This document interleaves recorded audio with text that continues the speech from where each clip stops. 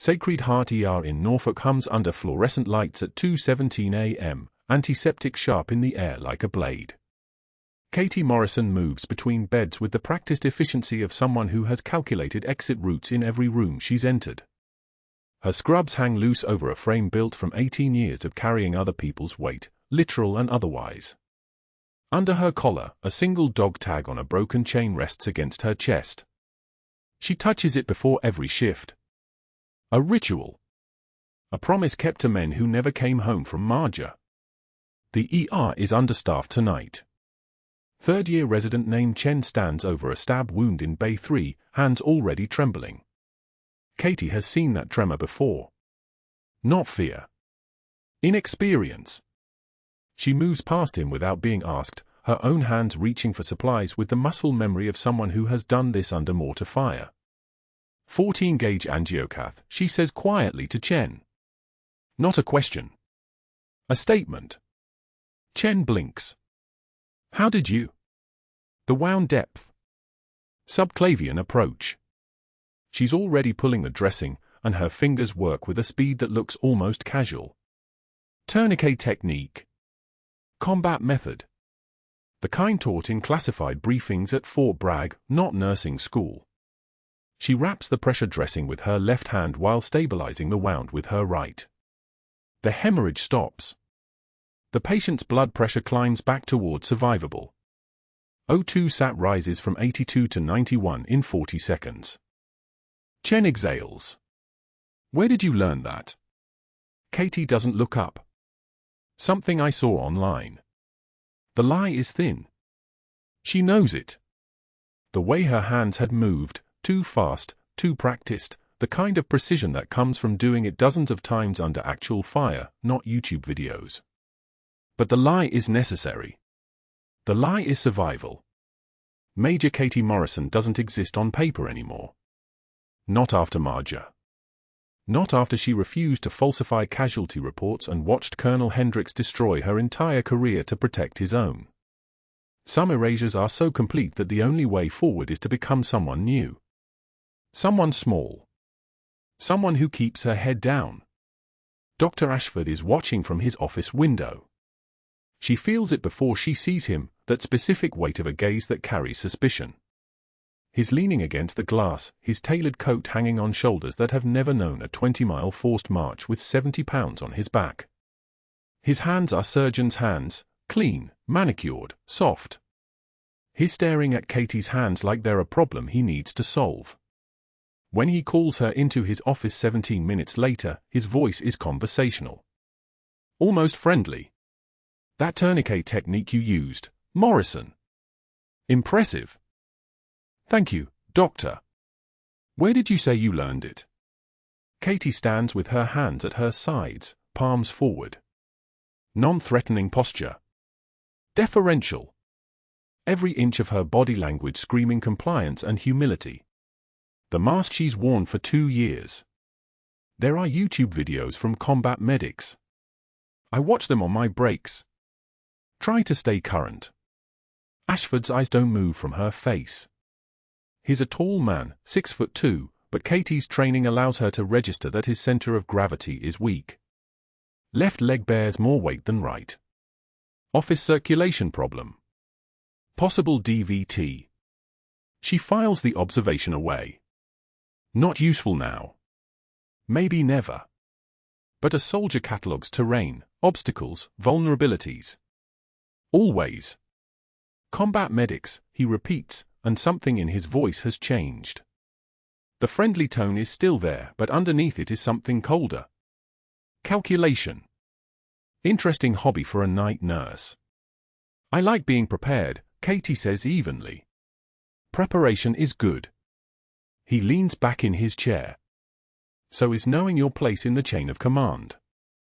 The ER has protocols, Morrison. When you see something outside your scope, you alert a physician. You don't just take over. You understand. It's a statement pretending to be a question. Katie's composure doesn't crack. Not a flinch. Not a breath catching. When she speaks, her voice is steady as a surgical laser. Of course, Doctor. What he doesn't see is the calculation happening behind her eyes.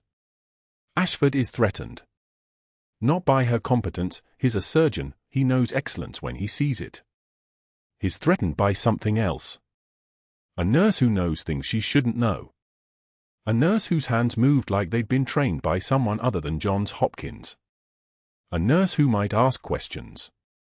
Might see things.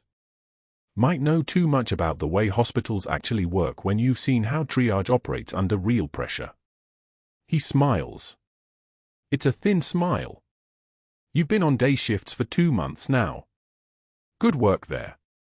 But I'm rotating you back to nights. Full time. The unit's understaffed, and honestly, you seem more comfortable with the lower volume. Less stress. It's a demotion disguised as an assignment. Day shift is where the critical cases come in. Where she'd be working alongside the surgical teams. Where visibility happens. Where she might be noticed. Nights are skeletal crews and minor injuries and paperwork. Nights are exile. Katie nods. When does that start? Next week. Tuesday. She leaves his office, and Dr. Ashford watches her go. His jaw is tight. He reaches for his phone and pulls up his calendar, already thinking about who else he needs to talk to. Who else needs to know that Sacred Heart just hired someone who shouldn't be trusted? The ER is quieter now. 2 patients sleeping, 1 waiting for discharge, 1 in imaging. Katie checks vitals on the stab wound in Bay 3. The dressing is holding. Blood pressure stable at 118/74. O2 sat sitting at 96 on room air.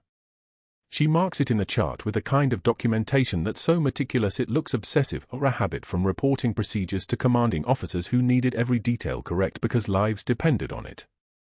At 3:42 a.m., the intercom crackles. Code blue, Trauma Bay 4.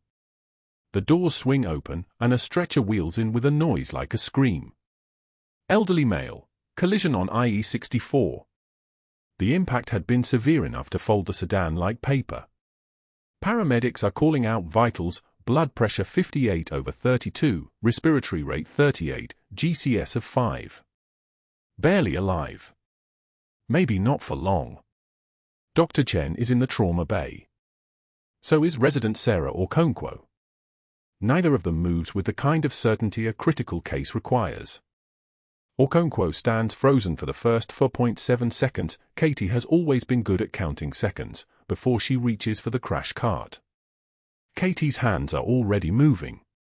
She knows better than to wait for orders. The mask she wears in Ashford's office dissolves in the presence of someone dying. She pulls a 14-gauge needle from the code cart and finds the subclavian in 4 seconds. Blood back. Good access. She's hanging a rapid infuser line before anyone has fully registered her presence, and when Chen finally looks up, Katie is already calculating the patient's fluid needs based on the visible injuries, the mechanism of trauma, the way his left leg is angled wrong suggesting internal bleeding in the pelvic cavity. 2 units O negative, Katie says to the blood bank tech. Not a request. A command. Chen doesn't argue. The patient is too critical for ego. Within 60 seconds, blood is flowing, the 4 is secure, 2 additional lines are in place. The old man's pressure crawls up from 58 to 67. Not safe. But survivable. For now. Okonkwo watches Katie with something between gratitude and confusion. Where did you learn to work like that?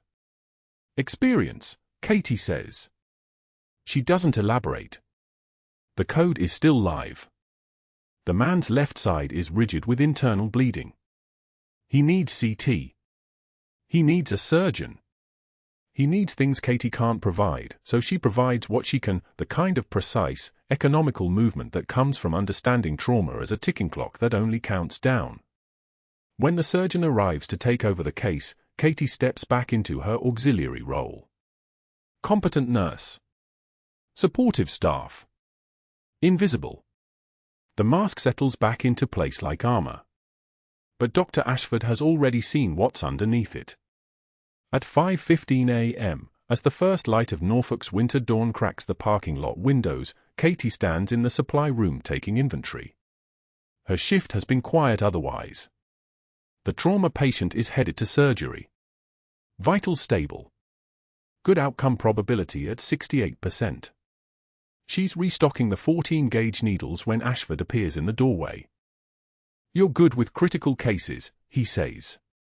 "I try to be," Katie responds. Her voice is perfectly neutral. "Too good, maybe." He's not smiling now. "There's a way things are done here, Morrison. A hierarchy. You follow protocol. You follow orders. You don't take initiative, even if you think it helps. You ask first. You wait. You understand." Katie looks at him directly. Not challenging.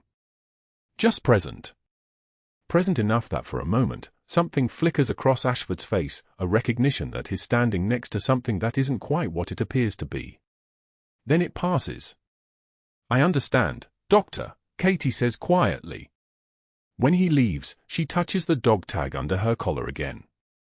The metal is cold. It always is. The metal is cold. It always is. Katie Morrison stood at the medication cart in the pre-dawn silence, pulling up the 4-pump settings for room for 12, when Dr. Ashford's voice cut through the ER like a scalpel through silk. Morning rounds. 6:30 a.m. The fluorescent lights hummed their mechanical song overhead as 3 residents and a patient's family gathered in the hallway outside the trauma bay. Nurse Morrison. Not a question. A summons. She straightened, moving toward him with the measured pace of someone who'd learned to take up as little space as possible. The dog tag under her scrubs felt heavier than it had 5 minutes ago. Ashford stood with a chart in his hands, his expression already drawn into something cold and appraising. He was a man whose power came not from competence but from proximity to authority, the kind who collected allies the way other men collected expensive watches. Behind him, the residents watched like students waiting for a lesson in how to break someone. "Can you explain," Ashford said, holding up the chart so the family could see it, "why you documented a sepsis protocol assessment on this patient when you clearly lack the clinical judgment to interpret basic vital signs?" His voice dripped condescension, each word chosen to maximize humiliation. The family shifted uncomfortably. A daughter's face flushed. A husband put a protective arm around his wife's shoulders. Katie kept her breathing level. In Marjah, she'd learned that fear signals weakness, and weakness signals prey. The patient presented with elevated lactate at 3.2, tachycardia at 118, and core temperature fluctuation. Early sepsis indicators. Her voice was quiet, factual. Not defensive. Not angry. Just information. "I documented what I observed." Ashford's smile was a weapon. He turned slightly toward the residents, playing to his audience. "Perhaps our little Nancy Nightingale should stick to bedpans rather than playing doctor." The residents smirked. One of them, a tall kid with the kind of arrogance only youth could manufacture, laughed quietly. The sound echoed down the corridor like a bell announcing her status, less than. Less credible. Less worthy. Katie took one measured breath. A single tear escaped from her left eye. Not from sadness. Not from fear. From the pressure of holding herself in a shape that fit their expectations, the same way she'd held herself still during interrogation training, the same way she'd held her fire when protocols demanded it. She wiped it away without breaking eye contact with Ashford. The tear came and went like a reflex, like a body remembering something the mind had tried to forget. "I've served under worse officers than you, Doctor." The sentence left her mouth with the weight of absolute truth, and something in Ashford's face went pale. Not the pale of anger. The pale of a man who'd just realized the woman in front of him knew something he didn't want known. His jaw tightened. The residents exchanged glances. The family fell silent. Ashford turned away, dismissing her with a gesture that said everything about how little she mattered in his hospital. "Continue with your assignments, Nurse Morrison." She returned to the medication cart, to the four-pump, to the business of saving lives for wages that wouldn't cover her apartment's rent without the military pension she couldn't legally discuss. The cart's wheel squeaked as she pushed it down the hallway toward room for 12. Behind her, Ashford was already moving on to the next victim, already constructing the next moment of public correction. Men like him were always moving. Always hunting. Always building the narrative that justified their cruelty.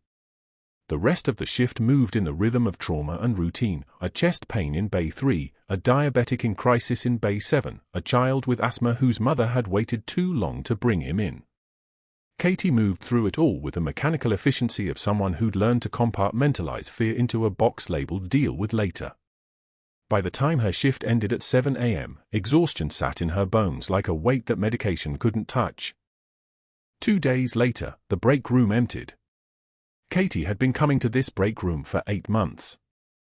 Every shift, the same ritual: grab her lunch from the refrigerator, sit at the corner table with a chipped edge, eat in silence while reading articles on her phone about new trauma protocols. The veteran nurses would nod at her sometimes. Marjah, who'd been at Sacred Heart for 19 years, had once asked about her background. "You move like you know what you're doing," Marjah had said, not unkindly. "Military." Katie had deflected then. Just a lot of continuing education. But the deflection hadn't mattered. Ashford had already been talking. On this particular morning, Katie opened the refrigerator and pulled out her sandwich: turkey, mustard, 1 slice of cheese, because she'd learned to make things last. She sat at her usual table. The fluorescent lights buzzed their constant song. Outside, Norfolk rain hammered the small window like applause for something violent. Marjah came in with her lunch container. Their eyes met for exactly 1 second.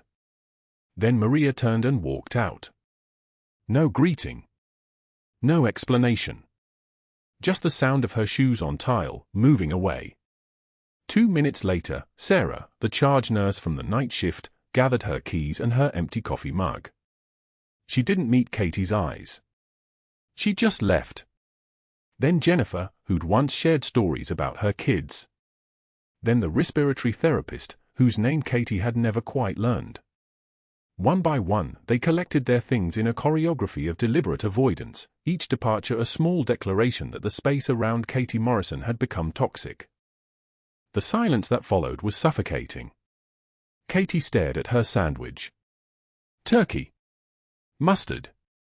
1 slice of cheese. Her hands remained steady, her breathing unchanged, but her jaw clenched so tightly she thought her teeth might crack. This was a technique she'd seen before: social isolation, systematic exclusion, the spreading of rumors that turned colleagues into enemies without anyone having to say anything directly. In her unit, they would have called this shunning the weak. Out here, it had a softer name. It was just how the hospital worked. She finished her sandwich anyway. She drank her water. She sat at the empty table for the full 15 minutes of her break, refusing to give them the satisfaction of watching her leave. Refused to acknowledge that she'd noticed. When she stood to go back to her shift, her movements were measured, controlled, nothing more or less than what was necessary. The whispers followed her anyway. By the afternoon, she'd caught fragments: unstable, possibly impaired, asked too many questions about the medications, doesn't follow protocols, I heard she was military, which explains the attitude, someone should report her to licensing, I wouldn't trust her with a critical patient. The rumors moved through Sacred Heart's corridors like an infection, spreading through contact, impossible to contain once started. Katie documented everything in a small notebook she kept in her locker. Date. Time. Who said what? Who avoided her? The pattern was too systematic to be organic. Ashford was orchestrating this with the precision of someone who understood institutional power, not through merit or genuine authority, but through the leverage of relationships and the threat of consequence. He had allies. People who owed him favors or feared his influence enough to participate in his campaign. 3 days later, the written warning appeared on the unit board. It was typed on official letterhead, printed in that institutional font that made everything sound more official, more damning. Everyone saw it. Everyone read it. The message was public and calculated. Nurse Morrison, written warning, insubordination and failure to follow chain of command. Questioned medication discrepancies without authorization. Displayed confusion regarding protocols. Recommend immediate remedial training and behavior modification. Katie read it twice, then once more, because the specificity of the language told her something critical. Ashford knew what she'd discovered. 3 days ago, she'd noticed the discrepancy while filling out her own medication documentation. Fentanyl vials signed out under Dr. Ashford's credentials, expensive ones, the kind that hospitals tracked with military precision, but no corresponding patient administration records. She'd counted backwards through the logs. 6 vials per week for nearly 3 years. $200,000 in controlled substances, documented as dispensed but never actually administered. She'd asked the pharmacy tech about it. Just a casual question, or so she'd made it seem. These fentanyl pools under Dr. Ashford, did he ever mention what happened with them? The pharmacy tech had gone pale. I'm not supposed to talk about that. Which meant she wasn't the only one who'd noticed. Which meant Ashford had a problem, and that problem had a name, and her name was Katie. The written warning was a chess move, get ahead of her before she could report him. Make her look unstable. Make her look confused. Make her testimony worthless if she ever tried to say anything about the missing medications. She'd seen commanders do the same thing. Discredit the whistleblower before they blow the whistle. Katie took the notebook from her locker that evening and added a new entry, written warning posted. Medication discrepancy documentation. High probability he knows I found it. Escalation Phase 3. Strategic isolation. Compartmentalizing for next move. The dog tag under her collar had begun to cut into her skin from how tightly she was holding herself. She loosened it slightly. Not too much. Just enough to breathe. The next shift brought the real knife. Ashford's office door was closed, but she could see his shadow moving behind the frosted glass. At 3:44 a.m., she'd checked the clock, he'd started making phone calls. She was passing in the hallway with a blood pressure cuff when she heard his voice through the door. I need to transfer her. Yes, before she connects the dots. She's asking questions about the logs. I don't care if she's competent. Move her to the satellite clinic in Smithfield. 2 weeks. Make it look routine. Her hands went still. The blood pressure cuff weighed nothing and everything. She'd faced down insurgents. She'd held dying soldiers. She'd made decisions that meant the difference between life and death for people who couldn't make decisions for themselves. But this slow, methodical destruction of her ability to stay upright in the world, this was a different kind of warfare. She walked away from his office. She returned the blood pressure cuff to its place. She continued her shift as if she hadn't heard him. That was the only weapon she had now, the appearance of not knowing. The facade of someone broken instead of someone calculating. By morning, the schedule was posted. Transfer to Sacred Heart Satellite Clinic in Smithfield, effective in 14 days. Routine reassignment. Nothing personal. Nothing suspicious. Katie stared at the posting on the break room board, the same board where her warning had been displayed, and her jaw tightened so hard she tasted copper. Ashford was winning. He was moving her out of the way, isolating her, making sure she couldn't be believed if she ever tried to tell anyone what she'd found. And in 14 days, she'd be gone, and the missing $200,000 would become someone else's problem, and Dr. Ashford would continue being the brilliant ER director that Sacred Heart was lucky to have. She'd served under worse officers than this. That part was true. But she'd also learned that the worst officers never fought alone. They built systems. They cultivated allies. They understood that institutional power was a shield no personal honor could penetrate. What happened next would change everything. But Katie didn't know it yet. The sirens hit first. 2 short wails, then the long sustained scream that meant trauma incoming, meant bad, meant the ER doors would explode open in seconds. Katie Morrison finished hanging the last 4 bag on the night shift, a routine dehydration case, stable, sleeping, and moved toward the trauma bay without being told. She was the only experienced nurse on the floor at 2:36 a.m. Dr. Ashford had made sure of that. The paramedic team burst through the automatic doors like a controlled storm, their movement synchronized from 1,000 calls. Male, approximately 60, highway accident, T-bone collision at Route 58 and Commerce, the lead medic called out, his voice clipped and professional. Crushed chest on driver's side, massive hemorrhage, lost consciousness 2 miles out, coding in transport. The stretcher wheels squeaked against the tile like wounded animals.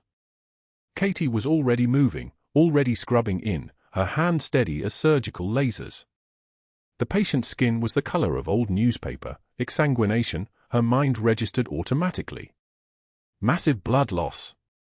The heart monitor showed chaotic rhythm, VFib, the kind that meant minutes at best. They crashed through the trauma bay doors and transferred him in one fluid motion, a choreography of hands and equipment. The patient was already shirtless, his chest a map of trauma, contusion spreading like storm clouds, ribs clearly fractured, that distinctive sucking sound that meant pneumothorax, air leaking into the pleural space where it shouldn't be. Katie gloved up and moved to the head of the bed, taking compressions without waiting for an order. 1, 2, 3. The rhythm of CPR, 5 compressions per second, hands positioned perfectly on his sternum, pushing hard enough to crack ribs, pushing hard enough to keep him alive.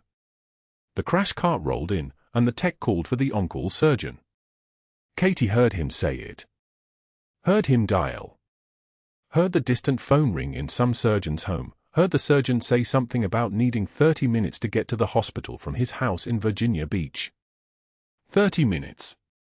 The heart monitor showed flatline now. Asystole.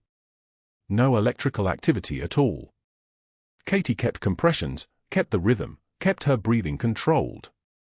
The tech pushed epinephrine, 1 milligram 4. Atropine. The standard cocktail of desperation. Nothing worked. The monitor stayed flat, her accusation in green pixels. Katie kept her eyes on the compressions. That was the job. That was always the job. Don't think about survival rates for out-of-hospital cardiac arrest. Don't think about how many people come back from flat line. Keep pushing. Keep the blood moving. Keep hope alive even when the monitor had already called time of death. Then she saw it. The patient's left shoulder. When she'd shifted position to get better leverage on the compressions, his arm had moved, and there, faded to almost nothing, burned into skin that had survived 2 tours in Helmand Province, was the insignia. A dagger wrapped in a wreath. The insignia of the Joint Special Operations Command. And below it, a date, 2009. Katie's hands froze for 1 second. 1 single second. Long enough for the tech to notice. Long enough for her to see his face clearly. Colonel Marcus Hendricks. The man who had court-martialed her. The man who had ordered her to falsify casualty reports. Civilian bodies. Children. She'd refused. She'd documented everything, handed the files to the Inspector General, and within 72 hours, her entire operation was classified above top secret, her testimony buried under layers of national security protocols, and she was given a choice: take a dishonorable discharge or disappear. Take a new name. Take new orders. Don't speak about Marjah. Ever. He'd done it to protect himself. A 3-star general's son who'd made mistakes that could have ended his career before it started, so he'd ended hers instead. Made her a ghost. Made her nameless. Made her a nurse in a small hospital in Norfolk where nobody would ever ask questions about the woman who moved with military precision, who knew too much about combat medicine, who seemed to have belonged to a life nobody should ask about. Hendricks' chest gape open, the wound still bleeding, his body in the grey space between alive and dead. Katie's training battled something darker. Hatred was data. Hatred was information. Hatred could wait. She resumed compressions. Harder. Faster. The tech called out vitals that meant nothing, a body shutting down, a man leaving. Katie ignored it all. She kept pushing. Because Major Katie Morrison didn't leave soldiers behind, even soldiers who'd left her behind, even soldiers who'd destroyed her, even soldiers who'd buried the operation that had saved 214 civilian lives in Marjah and then lied about it for 15 years. On-call surgeon can't make it, the tech said quietly. Traffic accident on IE-64. He's stuck. Closest surgeon is at Centara Norfolk General, but that's 20 minutes by transport. Hendricks would be dead in 5. Katie looked at his face. The color of cement. The slack expression of a man whose heart had stopped beating. His dog tag caught the fluorescent light, a small metal rectangle that had lived around his neck through deserts and mountains and decisions that got people killed. She reached for the crash cart without hesitation. "Get me a rib spreader," Katie said. Her voice didn't sound like the quiet nurse who served coffee and avoided break rooms. It sounded like someone else. Someone with authority. Someone with no room for argument. The tech stared. "You can't. Now." She grabbed a scalpel from the tray. Size 10 blade. The cold metal fit into her hand like she'd been holding it her whole life instead of trading it for a stethoscope 9 years ago. Her hands remembered. Muscle memory was real. You didn't forget how to crack a chest open any more than you forgot how to breathe. Katie positioned her hands on Hendricks' sternum. The knife went in at the 5th intercostal space, left anterior lateral thoracotomy, a line that was almost artistic in its precision. Blood followed immediately, so much blood, a river of it, but also what she needed, access. She could see the heart now, just barely visible beneath the ribcage, and it wasn't beating. She grabbed the rib spreader and positioned it, turning the handle with mechanical focus. The ribs cracked apart with a sound like breaking wood, a terrible grinding sound that would probably wake him if his brain was still processing anything. Katie reached into his chest cavity. His heart was cold. Flaccid. The color of death. She began massage. Not CPR compressions, actual cardiac massage, her hand inside his chest, feeling the organ against her palm, squeezing it manually the way she'd been trained to do in scenarios nobody was supposed to discuss. The way Delta operators trained. The way Major Katie Morrison had learned in a classified facility in Fort Bragg 15 years ago. Squeeze. Release. Squeeze. Release. Oxygenated blood pushed through with every contraction of her fingers. The heart began to change color. Pink returning to red. The vessels filling. She could feel it in her hand, that subtle shift that meant he might not be gone yet. "Come on," Katie whispered. It wasn't a prayer. It was a command. The heart twitched. Once. A flutter, nothing more. Katie massaged harder, faster, her whole body focused on this single point of contact between her hand and the organ she was willing to live. The monitor showed a single spike. Then another. Then rhythm. A fragile sinus rhythm that was almost beautiful in its improbability. O2 sat. Katie kept the massage going, kept the blood moving. 72% and climbing, the tech breathed. The doors to the trauma bay burst open. Dr. Ashford stood in the doorway, still in his street clothes, his face moving through confusion to shock to rage in the space of 2 seconds. He stared at Katie's hand inside a patient's open chest. He stared at the rib spreader and the blood and the scalpel on the tray. He stared at her face, which had transformed into something cold and precise and utterly military. "What are you doing?" His voice came out as a whisper. Katie didn't look up. "Saving his life." "You can't, that's not, step away from that patient. Step away now." Katie ignored him. The heart was stronger now, beating on its own, a steady rhythm against her palm. She began closing, careful sutures, the kind that would hold, the kind she'd practiced on anatomy models for a decade before she'd ever done it on a real person. Hendricks' blood dried on her gloves. Ashford grabbed for the phone, his hands shaking. Katie heard him say her name. Heard him say unauthorized procedure. Heard him demand security come to the ER, demand the hospital board be called, demand they investigate everything about her background, her credentials, every moment of her employment. His voice pitched higher as he talked, desperation creeping in, because he'd seen what she was, and he'd just realized that everything he'd built, the isolation, the humiliation, the systematic campaign to destroy her credibility, had been directed at someone who'd been trained to survive worse than anything he could imagine. Katie finished the closure as security appeared in the doorway, as Ashford pointed at her with trembling fingers, as the night shift nurse who nobody talked to became someone who nobody could ignore. "Major Morrison," Ashford said, his voice thin and high and breaking slightly at the edges, "you're suspended, effective immediately, pending investigation." "He's stabilizing," Katie said, already pulling her gloves off, already moving toward the sink. She didn't look at him. "Get him to surgery. He'll make it." She walked past Ashford, past security, past the fluorescent lights and the monitors and the blood and the evidence of what she really was. Her hands were steady. Her voice was level. She moved like someone who'd already died and come back, which wasn't a metaphor. Behind her, she heard Ashford still talking, his words tumbling over each other, orders and accusations and desperate attempts to re-establish control over a situation that had already slipped beyond his reach. The next voice they heard wouldn't be human. It would be a phone ringing at 3:04 a.m. at a secure Pentagon number, and it would change everything. But Katie Morrison didn't know that yet.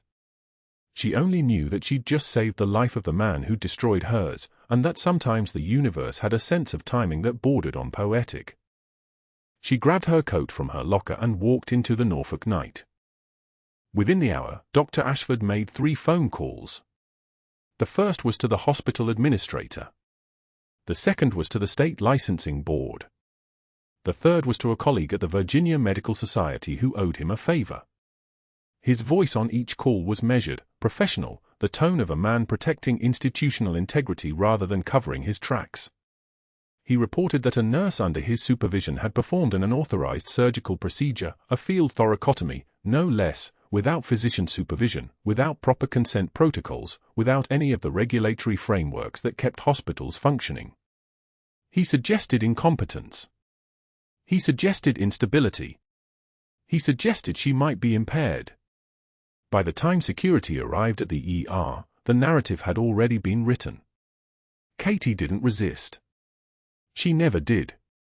She changed out of her scrubs in the locker room, hand steady as she folded them into her duffel, and when the security guard, a kid who looked 22 and couldn't meet her eyes, walked her to the parking lot, she simply nodded.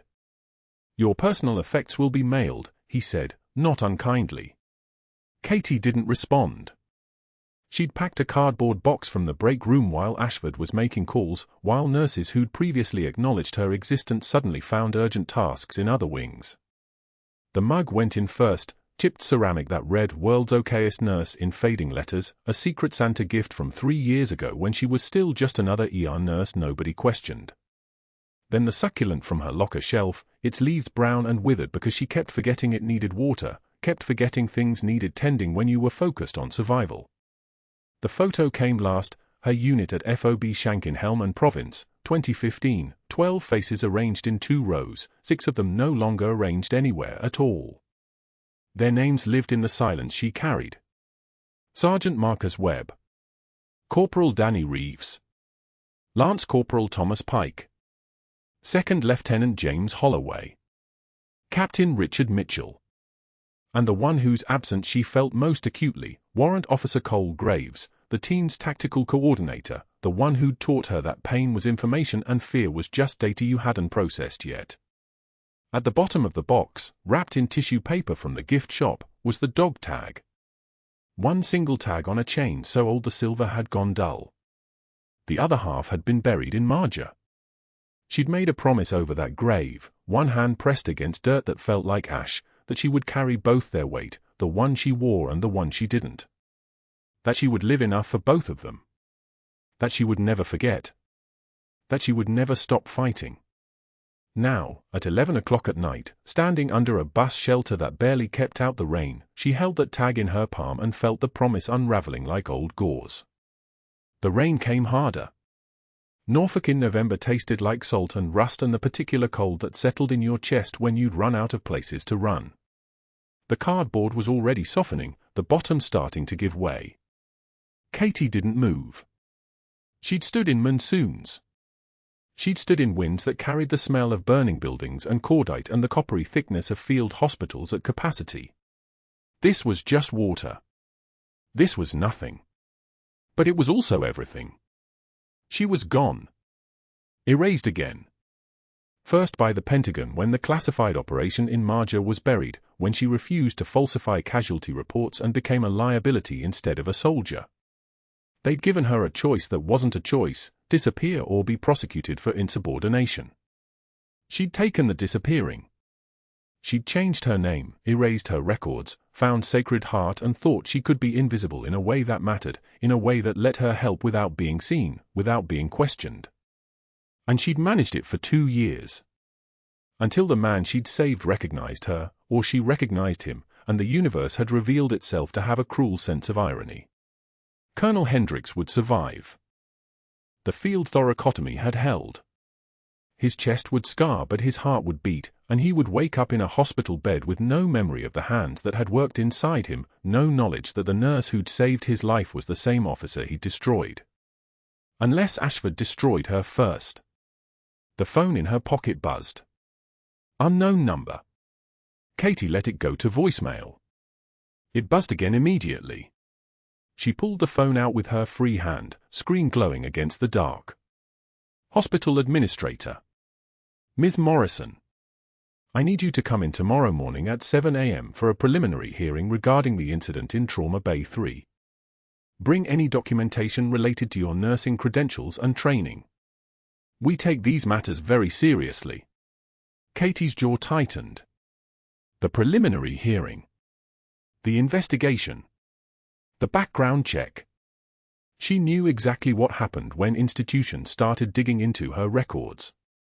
She'd been ordered never to surface, never to claim her service, never to let the classified operation in Marjah, the one that had saved 200 civilians from a mass casualty event orchestrated by a Taliban cell, become public knowledge.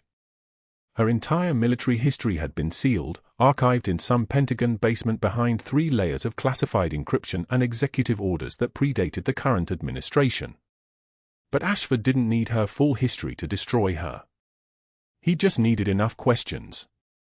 He just needed the contradictions that would inevitably surface, the gap between her nursing timeline and her actual service, the inconsistencies in her background, the obvious tells of someone living under an assumed identity. The rain intensified. A car passed on the street, headlights briefly illuminating the bus shelter, then gone. Katie stood alone with the cardboard box and the dog tag and the absolute certainty that her quiet had just become very loud.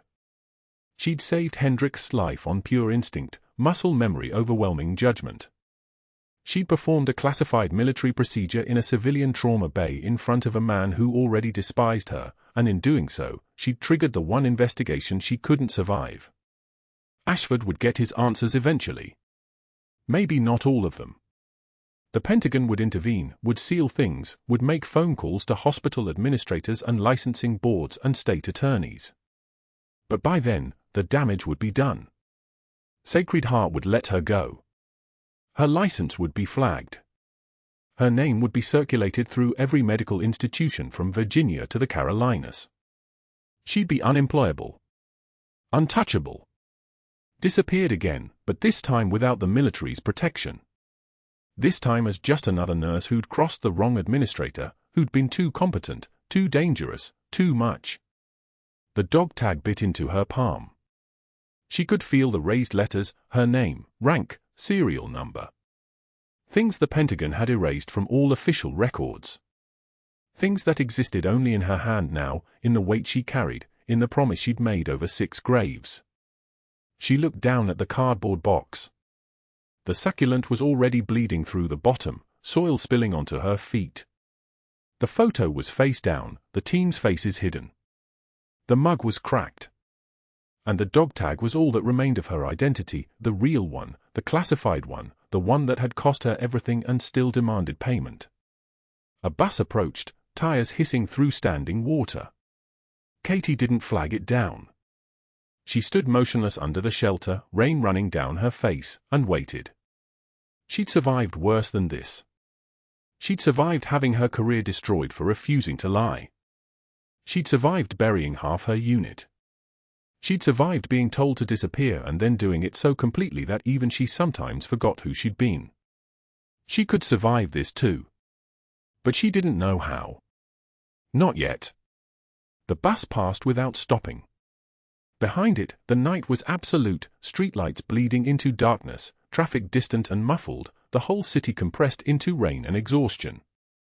And the terrible weight of a promise she'd just shattered by saving the wrong life at exactly the right moment. Her phone buzzed again. Another call. Another message. Another voice trying to tell her what came next. Katie turned it off. In the darkness, holding that cardboard box, she was finally alone with what she'd done. She was finally paying the price she'd always known was coming. And somewhere in that rain-soaked Norfolk night, the person she was supposed to be was dissolving like wet cardboard, leaving behind only the person she'd always been, the soldier, the operative, the one who refused to break even as the entire world worked to ensure she did. The background check came back flagged. Not a simple red flag, a federal hold that required classified clearance just to read. The administrator, Patricia Gould, opened the folder with hands that didn't quite steady themselves. 23 years running Sacred Heart's emergency department, and she'd never seen a document stamped with protocols that demanded her security clearance exceed her pay grade.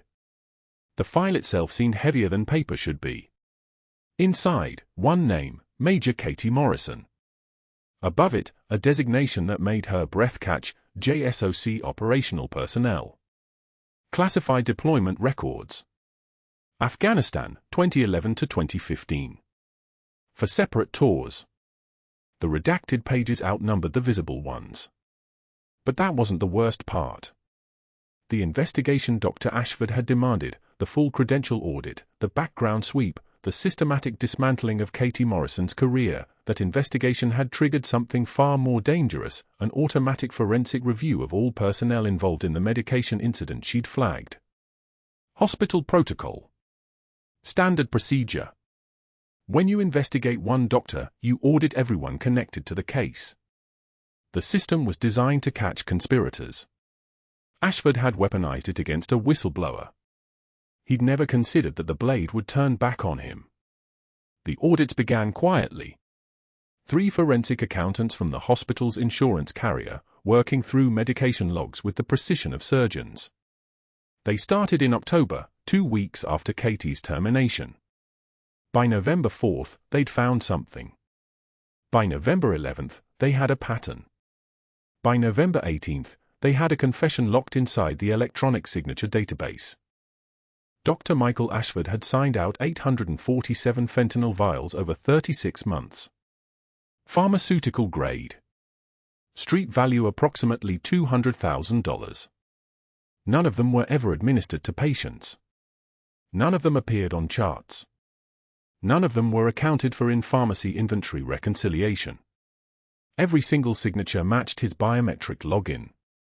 Every single transaction occurred during his shift. Every single vial corresponded with contact logs showing calls to a phone number that belonged to Marcus Chen, a known diversion ring operator working the Norfolk pharmaceutical pipeline since 2018. The hospital's chief of security, a former Norfolk police detective named Raymond Holloway, sat across from Dr. Ashford on November 19th at 9 a.m. with a folder that made the man's face drain like someone had pulled a plug. Holloway didn't yell. Didn't threaten. Just slid photographs across the table, transaction logs, pharmacy records, Chen's phone records, bank transfers to an offshore account in Ashford's wife's maiden name. $200,000 moved in chunks between $8,000 and $15,000. Careful. Methodical. The work of someone who'd done this before and understood the audit thresholds. I think, Holloway said, his voice flat as a Norfolk runway, you need to call a lawyer. The medication board was notified by 10 a.m. The FBI field office received a formal report by noon. By 2 p.m., 2 special agents sat in an interview room with Dr. Ashford and his attorney, a woman named Kessler who kept telling him to invoke. But Ashford's hands were shaking so badly he could barely hold the water bottle they offered him. For hours, the agents worked through the timeline with methodical precision. His financial motive, a daughter with a $180,000 a year Ivy League habit and a wife spending money like it grew on trees. His opportunity, night shifts where pharmacy was understaffed. His capability, a medical license that let him walk anywhere in that hospital without question. His connection to Chen, going back 8 years to a pain management clinic where they'd worked together before Chen's license revocation. By 6 p.m., Dr. Ashford's hands weren't shaking from anxiety anymore. They were shaking from the early stages of withdrawal. Because in his desperation to maintain his habit, yes, the auditors discovered this too, fentanyl metabolites in his system during the standard medical examination, he'd been using the diverted medication. The same narcotics he'd stolen from dying patients. The same medication he'd claimed Katie had been confused about. The same substance that had allowed him to sleep at night while knowing exactly what he was doing. The medical board suspended his license on November 21 pending criminal charges. The statement was brief, pending investigation into controlled substance diversion and potential patient endangerment. Within 3 days, his staff privileges were revoked. Within a week, his office was sealed. By December, every hospital in the Hampton Roads region had received the notification. By January, the criminal charges were formal: 27 counts of controlled substance trafficking, 12 counts of healthcare fraud, and 1 count of witness intimidation. Dr. Ashford's wife filed for divorce on February 14. The criminal trial lasted for months. Kessler fought hard, but the forensic evidence was immaculate. The prosecution walked through each transaction like a surgeon walking through a thoracotomy, careful, methodical, impossible to deny. By June, facing a certain conviction and federal sentencing guidelines that meant 12 to 18 years, Ashford's attorney entered a plea deal. 5 years probation, his medical license permanently revoked, $200,000 in restitution to Sacred Heart, and a mandatory drug rehabilitation program followed by ongoing supervision. The judge's words on sentencing day hung in the courtroom like smoke. You weaponized your authority to silence a whistleblower while systematically stealing medication from dying patients. You are a disgrace to your profession. The words came from Judge Eleanor Hayes, a woman who'd lost her own daughter to an opioid overdose. She looked directly at Ashford as she spoke. You didn't just violate the trust of your institution. You violated the oath you took. This court finds you guilty. This court finds you contemptible. His colleagues stopped answering his calls by mid-July. By August, Sacred Heart removed his photograph from the staff wall in the main lobby. It had hung there for 19 years, Dr. Michael Ashford, surgical competence, administrative excellence, departmental leadership. In its place, empty wall and the faint outline of where the frame had been, like a ghost or a wound. He applied for positions at 43 medical facilities over the next 3 months. Urgent care centers, rural clinics, medical spas, pharmaceutical consultation firms. Every application was declined. One administrator took his call personally and explained that the notation in his file made him unemployable in any facility receiving federal funding, which was essentially every legitimate medical establishment in America. His house in the West Ghent neighborhood, the 4-bedroom colonial with the wraparound porch and the professional landscaping, sold at auction for $180,000 less than he'd paid for it in 2009. The couple who bought it knocked down his prize-winning roses and installed a pool deck. He moved to a 1-bedroom apartment on Granby Street with a view of a parking garage. The kind of place where the ice machine jammed every other week and the neighbors smelled like cigarettes and desperation. His hand shook constantly now. Not from anxiety. From withdrawal. Because the medical system he'd used to obtain his medications was gone, and prescription drug addicts don't quit because someone takes their supply. They just suffer. Every morning, Ashford would wake up with tremors that made holding a coffee cup impossible. By noon, he'd taken whatever over-the-counter pain medication he could find, chasing the ghost of the fentanyl that had been his companion for 4 years. 6 months after his sentencing, a Tuesday in late December, Katie Morrison was running late for her shift at Sacred Heart. She'd been promoted to Director of Emergency Medicine in August, a position that had been vacant for 14 months. The hospital board had called her directly. Patricia Gould had delivered the news personally. "We know who you are. We know what you did. We want you to lead this department." Katie had accepted with two conditions: full autonomy in hiring and training, and access to the medication protocols that Ashford had corrupted. They'd agreed to both before she finished speaking. She was 5 minutes behind schedule that Tuesday, driving north on Granby toward the hospital, when she passed the shopping center. A strip mall anchored by a laundromat and a tax preparation service, the kind of place that existed in the margins of the city where people came when they had nowhere else to go. Through the grimy window of a storefront between a phone repair shop and a closed-down insurance agency, Katie saw the folding table. The banner above it read Ashford Insurance, low rates in letters that drooped like a person who'd given up. Behind the table sat Dr. Michael Ashford in a suit that had cost him approximately $120 when he'd bought it from a clearance rack. His hands were shaking as he tried to explain liability coverage to a woman who was scrolling through her phone and hadn't made eye contact in 7 minutes. The woman stood up, said something brief, and left. Ashford sat alone at his table in an empty storefront, his palms flat on the surface, staring at nothing. Katie didn't slow the car. Didn't honk. Didn't acknowledge him in any way. She simply drove past, her focus fixed forward, her mind already transitioning into the role she'd earned. But before the storefront disappeared in her rearview mirror, she allowed herself one observation: his wedding ring was gone. His car, visible through the window, was a 2008 Honda Civic. His shoes had tape on them. Actual tape. Holding them together. She drove 3 more blocks and turned into Sacred Heart's parking garage. The ER was chaos when she arrived: 3 traumas incoming, a residential fire in Portsmouth, a vehicle collision on I-64. Katie dropped her bag in her office, changed into fresh scrubs, and moved into the trauma bay with the presence of someone who'd walked these corridors under mortar fire and lived to tell the story. Well, lived to not tell the story, which was the same thing. But before she integrated into the controlled emergency unfolding around her, she touched the 2 dog tags hanging beneath her scrubs. One was hers, her official identification from her service record, declassified and verified by the Pentagon.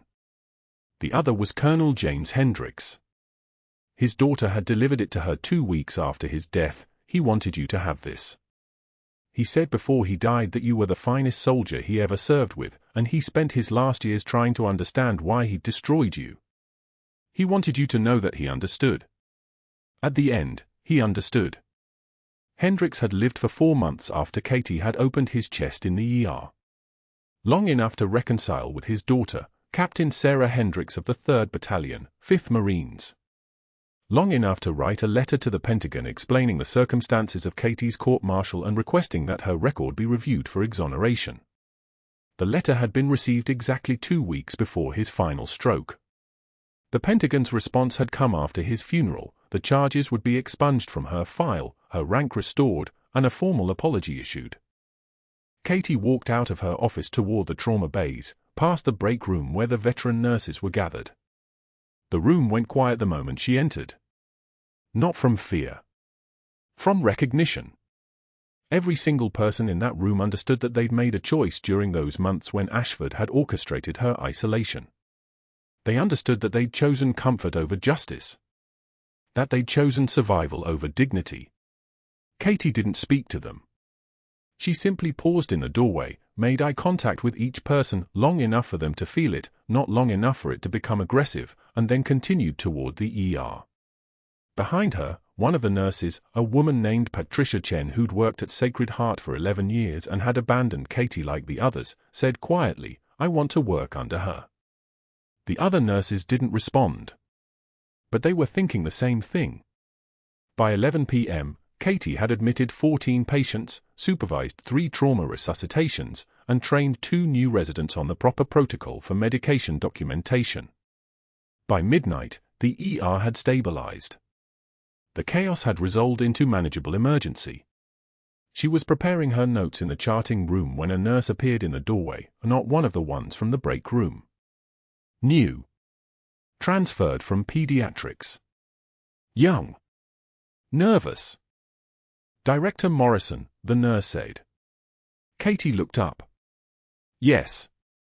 I just wanted to say I applied for this hospital because of what happened to you. Because I heard that you didn't break. That you kept going. I wanted to learn from someone like that. Katie nodded once, slowly. What's your name? Sarah. Sarah Kowalski. Sarah, Katie said, competence doesn't need to announce itself. Dignity is chosen. And real strength is saving those who don't deserve saving. If you want to learn those things, you're in the right place. The nurse left. Katie returned to her charting. Outside, Norfolk hummed with the ordinary emergencies of 30,000 people trying to survive in the dark. A car accident on Waterside Drive. A child choking in Ghent. An elderly man having a stroke in his apartment building. Heroes would respond to all of them. Some in uniforms. Some in scrubs. Some pushing mops at 3 in the morning, keeping the spaces clean so that the people who worked here could save lives. The city had never known their names. The city had never thanked them. Katie touched both dog tags one more time as the night deepened around her. She had a department to build. A generation of nurses to train. A legacy of her fallen brothers and sisters to honor. And somewhere in the margins of this city, a man who tried to destroy her was sitting in a strip mall, alone, with nothing but his regrets and his shaking hands. She didn't need revenge. The system had already provided what justice required. Sometimes that's how it works. The truth doesn't explode. It simply exposes what was always there, in the records, in the logs, in the electronic signatures that never lie. All it takes is someone brave enough to ask the question. Someone willing to pay the price for speaking what they saw. Someone like Katie Morrison, who'd cracked open a chest and restarted a heart in 7 minutes flat, and in doing so, had restarted the truth as well. Heroes walk among us. Sometimes in scrub saving lives in the dark. If you're enjoying this, please hit like and subscribe, it really helps the channel. And leave a comment letting us know where you're watching from.